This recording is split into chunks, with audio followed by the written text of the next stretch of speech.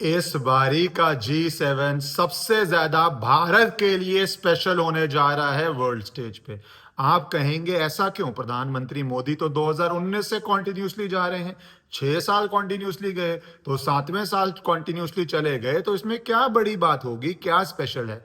Video के and में आपको अगले 10, 20, 30 साल इस बारी के G7 से क्या स्पेशल हुआ है वो समझ आएगा। एक बहुत अहम जानकारी दे रहा हूं अगले 10, 20, 30 साल के लिए जो इस बारी के G7 में हो जाएगा। तो पहले तो आप स्टेज समझिए, G7 है क्या? बेसिकली वेस्टर्न देश हैं जिन्होंने 1970s में जब ऑयल क्राइसिस हुआ था, इन्होंने रियलाइज किया कि हम सबको जुड़ जाना चाहिए, हम सब जुड़ जाएंगे तो सारे मिलके फायदा कर पाएंगे और इसके अंदर हम पूरे वर्ल्ड की इकोनॉमिक पॉलिसी डिस्कस कर लेंगे। तो पहले ये G6 था, ये G7 बाद में हुआ। सेवंथ कौन आया? वही जो अब सबसे बड़ा हीरो बनने की कोशिश कर रहा था, कनाडा। तो पहले तो 6 आए, France, US, UK, Germany, Japan, Italy. उसके बाद इन्होंने अगले साल जोड़ दिया कनाडा को। पर ये कनाडा की बात नहीं कर रहा। अगर आप सोचेंगे मैं सिर्फ कनाडा की बात कर रहा हूं इस वीडियो में, नहीं, मैं बात करने जा रहा हूं चाइना की, क्योंकि चाइना का इसके अंदर बहुत बड़ा रोल रहा है। चाइना का कनाडा के अंदर क्या इन्फ्लुएंस है ये बहुत डॉक्यूमेंटेड पार्ट है, उसके कुछ पार्ट्स आपको बताऊंगा क्योंकि ये हिडन नहीं है। ये कनाडा के अंदर जो इन्वेस्टिगेशंस हुई हैं, जो जर्नलिस्ट्स ने खुलासे किए हैं, जो ऑपोजिशन ने आरोप लगाए हैं, उस सब का एक हिस्सा है। तो वहां की कनाडियन लोकल पॉलिटिक्स में चाइना का इन्फ्लुएंस एक पार्ट। चाइना अपने इन्फ्लुएंस को कैसे यूज करती है, दूसरा पार्ट। कनाडा की अंदर की पॉलिटिक्स बिना चाइना के भी भारत के लिए क्या है, वो है तीसरा पार्ट। चौथा पार्ट जो खालिस्तानी एलिमेंट्स हैं, जिनको लगता है कि कुछ भी हो उनको भारत के अगेंस्ट ही करना है, उनका क्या इंपैक्ट है, वो चौथा पार्ट। और पांचवा पार्ट कैसे, जो एंड के अंदर है, भारत ने अगले लंबे समय के लिए पूरे वर्ल्ड को एक बात समझा दी कि भारत का समय आ गया है। वीडियो के एंड में आप कमेंट करना अगर आप इस बात से सहमत होंगे। पहला स्टेप लीजिए। तो G7 में इंडिया 6 साल से जा रहा था। इस बार कनाडा ने ड्रामा शुरू किया कि भारत को नहीं बुलाना है। उसके पीछे उन्होंने एक ऑब्वियस रीजन दिया, पर दो हिडन रीजंस थे। ऑब्वियस रीजन जो हरदीप सिंह निज्जर केस है, उनका मानना है कि भारत का हाथ है, या उन्होंने ऐसी एलिगेशंस लगाई हैं उनकी पॉलिटिकल पार्टी ने, जस्टिन टर्डो ने, टर्ड बोलता हूं मैं, मुझे कोई फर्क नहीं है, पर टर्डो नाम है तो मेरे मुंह से प्रोनाउंसिएशन पता नहीं टर्डो निकल जाती है। अब क्यों निकलती है, मेरी शायद पंजाबी आदमी हूँ, प्रोनाउंसिएशन खराब होगी, पर टूडो को मेरे मुंह से जस्टिन टर्डो निकल जाता है। तो वो टर्डो ने यह कर दिया कि बोला कि भारत के ऊपर एलिगेशन लगाने की कोशिश करी। वैसे तो मैं एक पॉलिसी वाइज बताऊं, भारत के अननोन मैन जो भारत कभी नहीं मानता, वो भारत की सुरक्षा करने के लिए अपनी जान की बाजी भी लगा देते हैं। पाकिस्तान में कितना कुछ किया अननोन मैन ने। क्या कनाडा को जो भारत में डेजिग्नेटेड आतंकी हैं उनको जगह देनी चाहिए? क्या डिपोर्ट नहीं करना चाहिए भारत के लिए? क्या भारत का जस्टिस सिस्टम नहीं उनको फेस करना चाहिए? क्या भारत में आप कुछ भी गलत करके आतंक मचा के कनाडा में जाके आराम से रह सकते हैं? ये सारे बड़े बड़े सवाल हैं। इसका जवाब बहुत सिंपल है कि आप क्यों ऐसे लोगों को जगह दे रहे हैं। ये सोचिए, आप क्यों अलाउ कर रहे हैं? चाहे इंदिरा गांधी हो, भारत की प्रधानमंत्री थी, जिस तरह के डेमोन्स्ट्रेशंस वहां पे उनके अगेंस्ट किए जाते हैं, चाहे प्रधानमंत्री मोदी हो, अलग पॉलिटिकल पार्टीज हैं, पर भारत के प्रधानमंत्री हैं, जिस तरह उनके अगेंस्ट किया जाता है प्रोपेगेंडा, तो वो डोमेस्टिक पॉलिटिक्स थी। तो ये जो हरदीप सिंह निज्जर केस है, उसकी भूमिका बनाई कि भारत ने ऐसा किया वैसा किया, जो भी किया। हिडन रीजंस दो हैं। पहला हिडन रीजन चाइना का इम्पैक्ट, चाइना के इन्फ्लुएंस। एलिगेशन हैं किस तरह जस्टिन टर्डो पे और उसके अलग अलग लोगों को चाइना ने फंड किया है। चाइना का फंडिंग का कॉन्सेप्ट बहुत सिंपल होता है। जब आपको फंड करती है, चाहे इलेक्शन के लिए, चाहे आपको एनजीओज के थ्रू, भारत में जो ड्रामा है, चाहे आपको सर्कुलर रूट से, पर आपको अलग अलग जगह से लाभ पहुंचाती है, देन इट ओन्स यू। तो एक तो चाइना का क्या रोल है कैनेडियन डोमेस्टिक पॉलिटिक्स में, वो वहां पे वेल एस्टैब्लिश्ड है। किस तरह फंडिंग है, किस तरह ये, अब यूएस भी एफबीआई का डायरेक्टर एलिगेशन लगा रहा है कि कम्युनिस्ट पार्टी ऑफ चाइना से जुड़े हुए लोग यूएस के अंदर स्पाई कर रहे हैं। ये एफबीआई डायरेक्टर की डायरेक्ट एलिगेशन है। कम्युनिस्ट पार्टी चाइना का नाम लेते हुए, चाइनीज नेशनल्स का नाम लेते हुए जो उनकी यूनिवर्सिटीज में है। अगेन सारा मोड सेम है, भारत में यूनिवर्सिटीज में कौन पढ़ा रहा है, क्या पढ़ा रहा है, पर वो एक लंबा विषय हो जाएगा।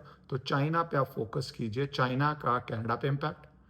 दूसरा, कनाडा की डोमेस्टिक पॉलिटिक्स, क्योंकि वहां पे जो ये खालिस्तानी एलिमेंट है इनका एक बहुत स्ट्रॉन्ग पॉलिटिकल होल्ड है, एक ऑब्जेक्टिव फैक्ट है, और वो पॉलिसी डिक्टेट कर पाते हैं। तो इंटरनल प्रेशर, तभी शुरू में कनाडा कहा जा रहा है नहीं इनवाइट कर रहा था।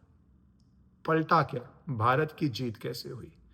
मैं आपको एक सिंपल सी बात बता देता हूँ। मेरा मानना है, जब आप अपने घर में फंक्शन करते हैं, कुछ लोगों को आप प्यार से दिल से बुलाते हैं, बहुत अच्छी बात है। कुछ लोगों को कई बारी आप सिंपथेटिकली बुला लेते हैं कि इस कैटेगरी ऑफ रिश्तेदारों को बुला रहे हैं, ये लेफ्ट आउट ना हो जाए, इसका ये है, या किसी दो, मतलब कुछ रीजंस होते हैं जो इमोशनल रीजंस पे बुला लेते हैं। प्यार और इमोशन दो रीजन से बुलाते हैं। तीसरा रीजन क्या होता है? कई बारी कुछ ऐसे लोग होते हैं जिनको बुलाना आपके लिए मजबूरी और कंपल्सरी होता है, आपका मन होना हो, मन हो ना हो, कुछ लोगों को बुलाना कंपल्सरी होता है। वो लोग होते हैं अनअवॉइडेबल लोग। इंटरनेशनल स्टेज पे बात करें, डोमेस्टिक पे, पर्सनल पे, तो एक बहुत सिंपल सा उदाहरण है। इंटरनेशनल स्टेज पे प्यार तो बहुत कम में होता है, व्यापार बहुत कम में होता है, जितना होता है उसके हिसाब से होता है, पर मजबूरी सिर्फ शक्तिशाली देशों के पास है, कि मजबूरी है उस शक्तिशाली देशों के अंदर। आप याद रखिए, G7 का पार्ट चाइना नहीं है। इनफैक्ट वो कहते हैं G7 कि हमें इकोनॉमिक बैलेंस लाना है वर्ल्ड में। इस इकोनॉमिक बैलेंस को लाने के लिए अंडर करंट ये है चाइना को किस तरह रोकना है, क्योंकि चाइना बहुत 70s में कुछ नहीं था, 80s में कुछ नहीं था, 90s के बाद जब मैन्युफैक्चरिंग आई, यूएस से गई, बाकी यूरोपियन देशों से गई, तो चाइना जिस तरह उठा है, आज के G7 का फोकस, उस समय हो सकता है यूएसएसआर हो सकता है उस समय ऑयल के अगेंस्ट हो, आज का चाइना फोकस है। चाइना G7 का हिस्सा नहीं है। चाइना तभी कनाडा से गेम्स खेल रहा है कि इंडिया को भी G7 से बाहर किया जाए। ये एक हिडन रीजन है, China wants India out of G7। Special invitee कल को परमानेंट मेंबर ना बन जाए, दे वांट इट आउट, पर हो नहीं पा रहा। क्यों? क्योंकि इंडिया की शक्ति, और कनाडा ही उसको मिला, क्योंकि कनाडा के डोमेस्टिक पॉलिटिक्स भी ये एक लॉबी है जो चाहती है ये हो जाए। तो दोनों चीजें क्लिक कर दी, डोमेस्टिक पॉलिटिक्स प्लस चाइना। अलग देशों में ये नहीं है, डोमेस्टिक पॉलिटिक्स ऐसी नहीं है, और चाइना का उतना प्रभाव भी नहीं है, यहां पे है। भारत ने दोनों तोड़ दिए। क्यों?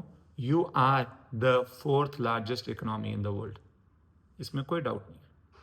हाँ, हजम नहीं हो रहा वो फिफ्थ बोल लेंगे, पर कुछ लोग अब कहना शुरू हो गए हैं बहुत जल्दी, साल 2 साल में थर्ड लार्जेस्ट बन सकती है, और मैं बन जाएगी। हजम हो, वेस्ट को ना हो, बदहजमी हो, सरदर्द हो, जो मर्जी प्रॉब्लम हो जाएगी। थर्ड लार्जेस्ट इकोनॉमी इस वर्ल्ड में छोटी बात नहीं है। और थर्ड के बाद है लड़ाई, जहां पे एज इंडियंस हमें बहुत मेहनत करनी है। देखो सीधी बात है, चाइना आगे है जीडीपी में, थर्ड के बाद बहुत मेहनत है अगले 10 साल कि हम सेकेंड या फर्स्ट लार्जेस्ट इकोनॉमी बने। थर्ड पर कोई छोटी चीज नहीं है, अचीवमेंट्स को अप्रिशिएट भी कीजिए। 47 में देश आजाद हुआ है, कितनों को पीछे छोड़ गया है, अप्रिशिएट भी कीजिए। लार्जेस्ट पॉपुलेशन है इफेक्टिवली। उसके बाद जब ये वेस्टर्न देशों को, चाइना को काउंटर करना है, मैन्युफैक्चरिंग इंडिया में लानी है। क्यों लानी है इंडिया में? क्योंकि 3 चीजें चाहिए होती है मैन्युफैक्चरिंग के लिए। जमीन, इतने बड़े देश का साइज हो, जमीन के साथ इतनी बड़ी पॉपुलेशन हो, क्योंकि हजारों हजारों लोग लग जाते हैं जब इंडस्ट्रीज आती हैं, लाखों में एम्प्लॉयमेंट हो जाती है जब इंडस्ट्रीज आती हैं। जमीन, पॉपुलेशन और स्किल सेट। भारत में तो सीईओ बन गए हैं, विदेश में जाके विदेश में कंपीट करती है विदेशी कंपनीज, बड़ी से बड़ी के अंदर, बड़ी से बड़ी लंबी लिस्ट है। मैं खुश होंगे आप वो लिस्ट जान के, पर आपको पहले ही पता है तो वीडियो लंबी नहीं कर रहा। कौन सी ऐसी बड़ी कंपनी नहीं है जिसकी टॉप मैनेजमेंट में भारतीय नहीं है? तो वो स्किल सेट भी है, फैक्ट्री फ्लोर पे काम से लेके कंपनी हेड करने तक सब जगह स्किल सेट भी है। ये यूनिक कॉम्बिनेशन सिर्फ भारत में ही है। चाइना से निकालना है उनको, तभी एप्पल सोच रही थी इंडिया में इतनी प्रॉब्लम्स है मैन्युफैक्चरिंग में, कभी मैन्युफैक्चरिंग शुरू नहीं होगी, अपना हर टारगेट वो एक्सीड कर गई है। और एप्पल इज एन एग्जाम्पल, जहां पे एप्पल आता है टेक्नोलॉजिकल लीडर है, वहां पे और कंपनीज भी आती हैं। टेस्ला दूसरी ईवी में, क्या वो भी आने वाली है? आपको पता है सारी बातें जो चल रही हैं। सो ये जो तीनों कॉम्बिनेशन है, इसके बाद कनाडा के डिसीजन पे प्रेशर आया। प्रेशर कहां से आया? जो ओरिजिनल G6 है, अलग अलग देशों ने प्रेशर डाला कि भारत हमारी जरूरत है, हमारी मैन्युफैक्चरिंग कंपनीज वहां पे हैं, हमारे को डीलिंग करना है चाइना से, हमारी को सेल करनी है। जो लोग बात करते हैं भारत का पर कैपिटा इंप्रूव करना है, कोई डाउट ही नहीं है, जो ऑब्जेक्टिव बात है हमें इंप्रूव करना है। पर आपको पता है जितना इन देशों की आबादी है, इंक्लूडिंग पुअर, इंक्लूडिंग होमलेस, इन देशों में जो होमलेस प्रॉब्लम है, इंक्लूडिंग जो सड़क पे इंजेक्शन मार रहे हैं, इंक्लूडिंग जो वेलफेयर पे जी रहे हैं, वो सबको जोड़ दो टू द रिचेस्ट, हमारा मिडिल क्लास का साइज उससे बड़ा है। इतना बड़ा मिडिल क्लास है। एंड में क्या बोलते हैं मिडिल क्लास क्यों इंपॉर्टेंट है? क्योंकि उसकी जेब में पैसा होता है, वो प्रोडक्ट खरीद सकता है, किसी का भी प्रोडक्ट। तो मिडिल क्लास को वैल्यूबल मानते हैं क्योंकि इनको सेल करनी है, इनको कोई वेलफेयर तो करना नहीं है, इनको किसी को पॉवर्टी लाइन से ऊपर तो उठाना नहीं है, इनको सिर्फ अपना माल बेचना है।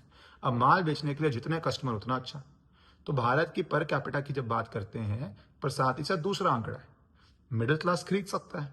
भारत का मिडिल क्लास इनकी पूरी आबादी से ऊपर है, कनाडा की पूरी आबादी से तो मल्टीपल टाइम्स, सिर्फ बड़ा नहीं, मल्टीपल टाइम्स बड़ा है भारत का मिडिल क्लास जो खरीद सकता है।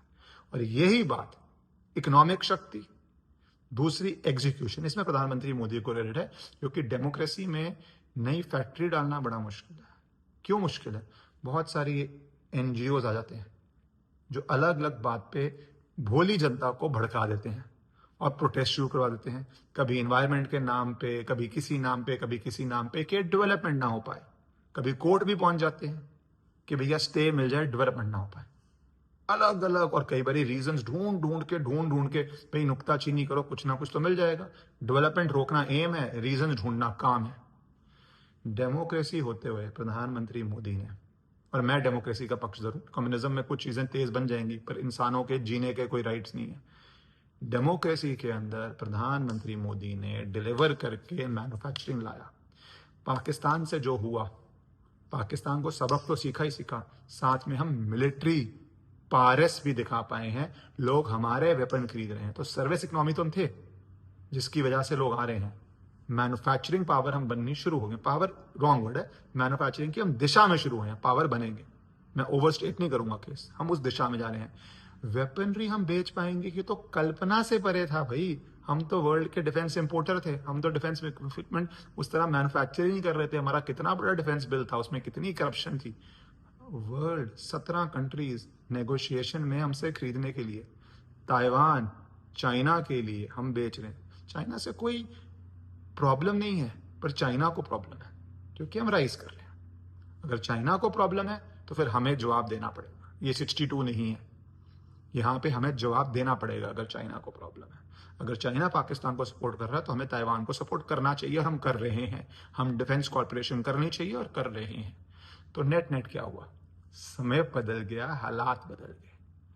कनाडा वेस्टर्न डेमोक्रेसी, जो ये अपने आप को कोर्ट्स में कहते हैं, वेस्टर्न बिग इकोनॉमी जो अपने आप को कोर्ट्स में कहते हैं, वो को झुकना पड़ा, भारत को बुलाना पड़ा, because of India strength, because of PM Modi strength, जो इंडिया में डिलीवर किया और वर्ल्ड डिप्लोमेसी में किया। और जो G7 में बाकी जो 6 देश हैं, उनमें से किस किस ने सपोर्ट किया, ये कनाडा जानता है, ये वर्ल्ड जानता है। तभी भारत आया, क्योंकि कैनेडियन प्राइम मिनिस्टर को बोलना पड़ा, मैं यूनिलैटरली डिसीजन नहीं ले सकता। ठीक है, प्रेसिडेंसी रोटेशन है, रोटेट होते हर साल चेंज होती है। इस बारी कनाडा होस्ट कर रहा है, पर डिसीजन सामूहिक होता है। और उसमें यूएस तो कनाडा को कुछ मानता ही नहीं, कहता है 51st स्टेट है हमारी। क्या कहता है? किसी सॉवरेन नेशन को इतने कंटेम्प्ट से ट्रीट करता है प्रेसिडेंट ट्रंप। हमारी 51st स्टेट है। कनाडा को इसलिए झुकना पड़ा, और इस झुकने से एक बात साबित हो गई है, अगले 10 साल, 20 साल, 30 साल जिस दिशा में भारत चल रहा है, you can not avoid Bharat, you can not ignore Bharat. आपकी मजबूरी है टू रिस्पेक्ट भारत। भारत माता की जय।